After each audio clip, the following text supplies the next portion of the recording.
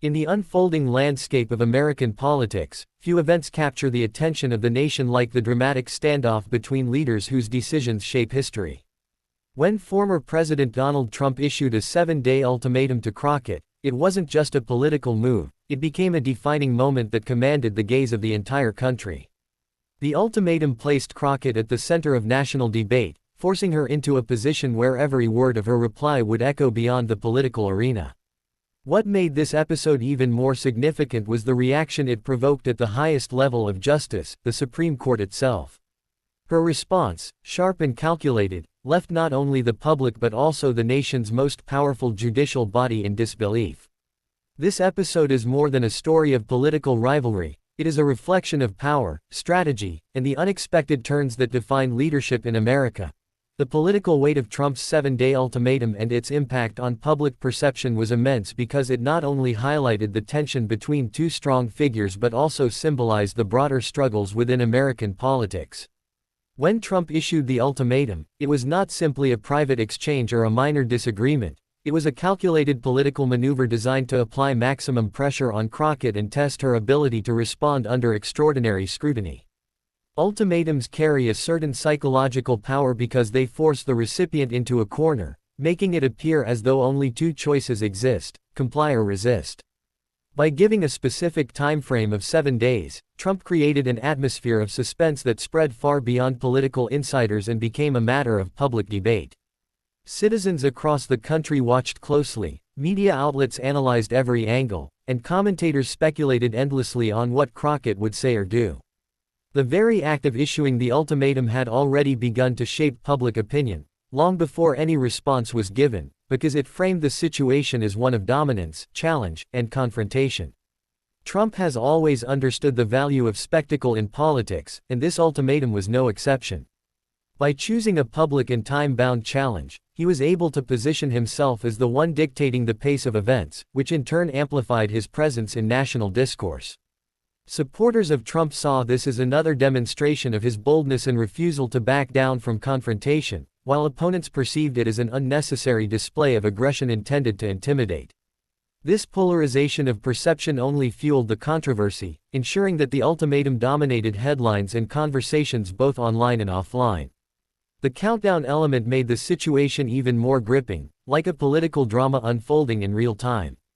Each passing day without a response heightened anticipation, and this anticipation itself carried political weight because it reminded the public of Trump's ability to command attention and set the terms of debate. For Crockett, the ultimatum created a complex challenge, as her response would not only reflect on her personally but also carry symbolic meaning for those who aligned with her values and vision. The ultimatum placed her at the center of the national stage, whether she wanted that spotlight or not. In politics, perception often matters as much as reality, and the perception being crafted was that Trump held the initiative, and Crockett's choices were reactive. This dynamic was closely observed by the public, who often interpret such confrontations through the lens of strength versus weakness. If she responded too quickly, it might have appeared as though she was intimidated or rushed into a defensive posture. If she delayed beyond the 7 days, it could be seen as avoidance or lack of confidence. Thus, the structure of the ultimatum itself boxed her into a delicate balancing act where every move carried the risk of being judged harshly. The broader political weight also extended to how this ultimatum was reported and debated in the media. News outlets thrive on conflict, deadlines, and dramatic narratives, and Trump's ultimatum provided all three elements. The framing of stories about the countdown gave the impression of a ticking clock that the entire nation was watching. Cable news programs ran segments dedicated to predicting Crockett's next move, social media buzzed with theories and memes, and political commentators tied the ultimatum to larger themes of power struggles in Washington. This level of coverage magnified the importance of the situation in the eyes of ordinary Americans, many of whom may not have been deeply engaged with the details but still felt the urgency through repeated exposure. Political weight is not just about the actual stakes but also about how heavily an issue presses on the national consciousness, and this ultimatum exemplified that dynamic perfectly. Trump's supporters leveraged the ultimatum to argue that he was a leader who demanded accountability and results, framing Crockett as someone who owed the public clarity. His detractors, meanwhile, used the same ultimatum to illustrate what they saw as his authoritarian tendencies, accusing him of turning politics into a game of threats and deadlines. Both interpretations reinforced existing political divisions but also intensified emotions around the situation. The public perception was not uniform, it was fractured, yet it was precisely this fracture that gave the ultimatum its potency. The controversy ensured that people were not only aware of the situation but emotionally invested in it, whether with hope, anger, or anticipation. The 7-day timeframe had another layer of political symbolism. In American culture, a week is often seen as a unit of time tied to cycles of news, work, and life. By choosing exactly 7 days, Trump ensured that the ultimatum would dominate an entire news cycle from beginning to end. This deliberate framing guaranteed sustained coverage and attention, rather than a quick headline that might fade within 24 hours. The psychological impact of this timeframe cannot be underestimated because it created a sense of urgency that aligned perfectly with how modern media operates, feeding on constant updates and countdowns. Every day became an opportunity for pundits and analysts to speculate, which only deepened public interest and reinforced Trump's ability to control the narrative. Moreover, the ultimatum was a test of perception not just for Crockett but also for the institutions surrounding the confrontation. The public looked to see how other leaders, officials, and organizations would react to Trump's demand. Would allies rally behind him? Would critics condemn the move? Would neutral voices call for restraint? Each reaction added layers to how the ultimatum was perceived, turning it into a multi-dimensional political drama. This amplification effect demonstrated how one statement, strategically crafted, could ripple outward to shape not just one conversation but an entire national mood. The weight of the ultimatum was further magnified by historical context. Trump's political style has always been confrontational, relying on bold gestures to maintain dominance. By issuing a 7-day ultimatum, he invoked the kind of high-stakes decision-making more often associated with international diplomacy or courtroom battles, rather than domestic political disagreements. This unusual framing made the situation feel larger than life, and for many people, it elevated the stakes far beyond the immediate issue. Public perception was guided by this sense of significance, as Americans viewed the ultimatum not only as a political tactic but also as a reflection of deeper struggles over leadership, authority, and direction in the country. Ultimately, the political weight of Trump's 7-day ultimatum lay in its ability to capture attention, polarize opinion, and force the nation into a state of collective anticipation. It was not merely about what Trump demanded or what Crockett would eventually say, it was about the sense of tension that gripped the public during that week. The ultimatum turned into a symbol of Trump's mastery of spectacle and the public's fascination with dramatic confrontations, demonstrating once again how political theater can be just as influential as policy when it comes to shaping perception. Crockett's strategic reply and how it reshaped the narrative became one of the most significant aspects of the entire confrontation, because it demonstrated how a well-crafted response can shift the balance of power and perception even when the odds appear stacked against you. When someone is given an ultimatum, especially one from a figure as commanding as Donald Trump, the initial assumption is that the person on the receiving end is cornered. The weight of the demand and the pressure of a deadline make it seem as though there is little room for maneuvering. Yet Crockett defied that assumption by crafting a reply that not only addressed the ultimatum but reframed the situation in a way that surprised both supporters and critics alike. Her words carried a tone that was at once firm, calculated, and layered with meaning, and in doing so, she transformed herself from a reactive figure into a proactive voice that shaped the direction of the conversation moving forward. What made Crockett's reply strategic was the balance it struck between strength and composure. Instead of falling into the trap of responding in anger or rushing to meet the imposed deadline with desperation, she carefully considered the context, the optics, and the broader implications. Her response demonstrated restraint, but it was not passive. It projected confidence without arrogance, resistance without recklessness, and conviction without hostility. By presenting herself in this way, Crockett flipped the script. The narrative was no longer about Trump issuing demands, but about her ability to rise above the demand with dignity and intelligence. This approach shifted the focus away from Trump's authority and redirected attention toward her poise, her reasoning, and her vision. Another layer of her strategy involved addressing not just Trump but the American public who were eagerly awaiting her words. She understood that while the ultimatum was directed at her, the audience was much larger, encompassing millions of citizens and the media who would dissect every syllable. Rather than responding solely to Trump, Crockett spoke to the people, framing her words in a way that highlighted her values, her understanding of the stakes, and her willingness to stand up for what she believed in. This was a crucial move, because it reframed the confrontation from a personal clash into a public dialogue. The narrative was no longer about two individuals locked in conflict but about broader issues of leadership, accountability, and integrity. Her reply resonated with those who were tired of combative politics, positioning her as a voice of reason in a storm of rhetoric. Crockett also employed timing as a part of her strategy. Instead of rushing to deliver a response at the earliest opportunity or waiting until the very last moment, she chose a carefully calculated window that maximized impact. This timing showed that she was neither intimidated nor careless, but deliberate and thoughtful. It reinforced the idea that she was in control of her own decision-making process, not simply reacting to Trump's imposed deadline.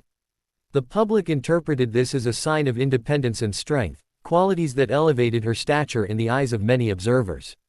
The timing of her reply became almost as important as the content, demonstrating that in politics, the choreography of action can be just as powerful as the words themselves. The content of her response contained a mixture of directness and subtlety. Crockett did not shy away from addressing the ultimatum itself, but she refused to let it define the terms of her engagement. Instead, she reframed the situation by highlighting issues larger than the ultimatum, reminding the public of her priorities and values. This shift in focus served as a reminder that leadership is not about being boxed into binary choices but about seeing beyond immediate confrontations to the bigger picture. Her reply underscored the notion that strength does not always manifest through aggression. Sometimes it emerges most clearly through composure, perspective, and the ability to redefine the conversation. Her words also carried rhetorical precision, using language that resonated emotionally while maintaining intellectual clarity. She avoided the traps of inflammatory language or defensive tones, both of which could have diminished her standing. Instead, she chose language that sounded firm but respectful, assertive but not hostile. This rhetorical balance allowed her to appeal not only to her supporters but also to moderates and even some skeptics who may have expected a less measured reply. The ability to connect across a broader spectrum of the public is what gave her response additional weight, as it expanded her influence beyond her immediate base. The reshaping of the narrative was evident in the way media outlets reported on her reply. Where the story initially revolved around Trump's ultimatum, the focus quickly shifted to Crockett's words, her tone, and her ability to handle the pressure. Headlines that once highlighted Trump's demand began to feature Crockett's reply as the centerpiece, analyzing how her response altered the dynamics of the confrontation. Commentators praised her for refusing to be cornered, and discussions moved toward her political acumen and leadership qualities. By controlling the narrative through her reply, Crockett effectively wrested control of the story from Trump, which in itself was a demonstration of power. Public perception also evolved significantly after her response. Those who had initially doubted her ability to handle such a challenge were forced to reconsider. Many saw her reply as evidence of resilience and intelligence, qualities often admired in leaders facing adversity. Supporters of Trump, while critical, had to acknowledge that her refusal to be shaken showed a level of fortitude. For neutral observers, her reply elevated her credibility and positioned her as someone capable of standing her ground against even the most forceful political personalities. This shift in perception was crucial, because it turned what could have been a narrative of submission into one of empowerment. Beyond the immediate confrontation, Crockett's reply also had broader implications for her political image. By successfully handling such a high-pressure situation, she demonstrated qualities that would likely serve her in future political battles. The public often remembers moments of high drama, and her reply became one of those moments that defined her ability to lead under fire. This reshaping of her image from someone receiving an ultimatum to someone dictating the terms of her own narrative showed that she was more than a participant in the drama, she was a shaper of events. Her strategic reply also carried ripple effects into the political discourse that followed. Instead of Trump's ultimatum serving as the lasting memory, it was her response that lingered in the minds of many Americans. Political discussions shifted from speculation about how she would react to admiration for how she did react. This inversion of roles was significant because it showed that power in politics is not always about who makes the demand but often about who controls the response. Through her carefully measured words, Crockett showed that responses can be as powerful, if not more powerful, than the initial actions that provoke them. The Supreme Court's stunned reaction and its wider implications for American politics became one of the most compelling aspects of the entire episode because it revealed not only how unexpected Crockett's reply was but also how profoundly it resonated within the highest judicial institution of the country. The Supreme Court is often seen as a body that remains above the immediacy of political drama, insulated from the day-to-day turbulence of partisan battles. Yet the response to Crockett's words demonstrated that even the justices could not remain entirely detached from the shockwave it generated. The court, with its long tradition of deliberation and formality, is rarely described as being left in disbelief, but that was the widespread perception as commentators described their reaction. The very idea that the reply could echo so strongly within the halls of the Supreme Court underlined the magnitude of what Crockett had done and signaled the broader implications for how political communication intersects with judicial observation in modern America. The stunned reaction stemmed from the fact that Crockett's reply did not follow the script that many assumed she would adhere to. Ultimatums, especially from someone as dominant a figure as Trump, often elicit predictable responses, either compliance, fiery resistance, or evasive ambiguity. Instead, Crockett delivered something nuanced, powerful, and almost impossible to categorize. Her ability to challenge the framing of the ultimatum while maintaining a tone of statesmanship caught the nation's highest judicial minds off guard. Justices, who were accustomed to parsing arguments with precision and weighing constitutional reasoning, found themselves observing a political reply that carried the same weight as a carefully constructed legal argument. The clarity of her message, the precision of her words, and the firmness of her tone elevated the political exchange to a level that resonated within the judicial sphere. This reaction from the Supreme Court highlighted an important truth about American politics, that the lines between law, politics, and public perception are more porous than ever. While the court does not issue rulings based on political speeches, the influence of political climate and public discourse cannot be denied. Crockett's reply forced the justices to reckon with a narrative that went beyond mere partisan conflict and touched on questions of leadership, accountability, and resilience. The fact that her words could ripple into such an institution demonstrated how political speech, when delivered effectively, can transcend its immediate context and shape the mood of the broader governance structure. For the public, the knowledge that the Supreme Court was stunned elevated the gravity of the moment, making it not just a clash between two political figures but a moment that shook even the most respected arbiters of law. The wider implications of this moment extended into how Americans view the interaction between political power and judicial authority. Historically, the Supreme Court has acted as a stabilizing force in times of political turmoil, offering a check on executive and legislative actions. Yet here, the reaction of the court became part of the story, suggesting that even it could not remain entirely separate from the force of Crockett's words. This blending of political drama with judicial awareness sparked debates about the boundaries of influence. Commentators began asking whether the Supreme Court's reaction revealed a broader vulnerability to political theater or whether it simply illustrated the universal human capacity to be moved by unexpected displays of courage and eloquence. Either way, the perception that the court was rattled carried symbolic weight, suggesting that the power of rhetoric could reach even into the highest chambers of law. The stunned response also shifted the narrative in an unexpected way. Until that point, Trump's ultimatum had created a sense of inevitability, as though he held the upper hand simply by setting the terms. But once Crockett's reply not only met the challenge but reshaped it so profoundly that the Supreme Court itself seemed astonished, the balance of perception shifted dramatically. It was no longer Trump's demand that defined the conversation but Crockett's reply and the institutions that acknowledged its power. In politics, control of the narrative is everything, and the image of the Supreme Court reacting with shock became a powerful symbol of how thoroughly Crockett had managed to alter the story. The implications for public trust in institutions also became part of the conversation. Americans are often skeptical of whether the Supreme Court is truly immune to political pressures, and the reaction to Crockett's reply reignited those discussions. Some argued that the court's stunned response showed that it was paying closer attention to political dynamics than it often admits, while others suggested that the reaction merely reflected the undeniable impact of an extraordinary moment. Regardless of interpretation, the situation emphasized how interconnected the different branches of government are, even when they claim to operate independently. This interconnectedness became a reminder that in an age of constant media coverage, no institution is fully isolated from the broader currents of political life. The event also set the stage for deeper questions about how rhetoric and narrative can influence institutional legitimacy. Crockett's reply became more than a political statement, it was a performance of strength that resonated across audiences.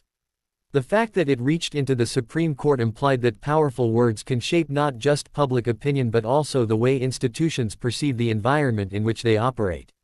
This raised questions about whether future political figures might seek to leverage similar strategies, not merely to sway voters but to project influence into the judicial and bureaucratic realms. It highlighted the evolving nature of political communication in America, where the impact of a single speech or statement can ripple through all levels of governance. Another wider implication was how this moment influenced the political landscape for both Trump and Crockett. For Trump, the image of the Supreme Court being stunned by Crockett's reply meant that his ultimatum, originally designed to showcase his dominance, had backfired in terms of perception. Instead of demonstrating control, it demonstrated the unpredictability of political theater, where the intended target can seize the moment and redefine the narrative. For Crockett, the association with having delivered a reply that reached the Supreme Court gave her a new aura of authority. It positioned her as someone whose words were not just heard but felt at the highest levels of power, a rare achievement in modern politics. This shift had long-term implications for how both figures would be viewed moving forward, altering their political trajectories in ways neither could have fully predicted. The reaction of the Supreme Court also stirred international interest. Observers outside the United States saw this as a moment that encapsulated the intensity and unpredictability of American politics. The idea that a political figure's reply could reverberate into the judiciary was both fascinating and troubling to foreign analysts, who often view the American system as a model of separation of powers. The stunned response became a reminder that even well-established democracies are susceptible to moments where political drama and judicial observation intersect in surprising ways. For international audiences, it reinforced the perception that American politics operates as much on spectacle as on substance, a perception that carries its own implications for the country's global image. In the end, the stunned reaction of the Supreme Court and its broader implications underscored the extraordinary nature of Crockett's reply. It was not merely a political counterpoint to Trump's ultimatum but a moment of rhetorical power that rippled outward, unsettling expectations, shifting narratives, and reminding the nation that even the most venerable institutions can be moved by words delivered at the right moment, in the right way, with the right tone.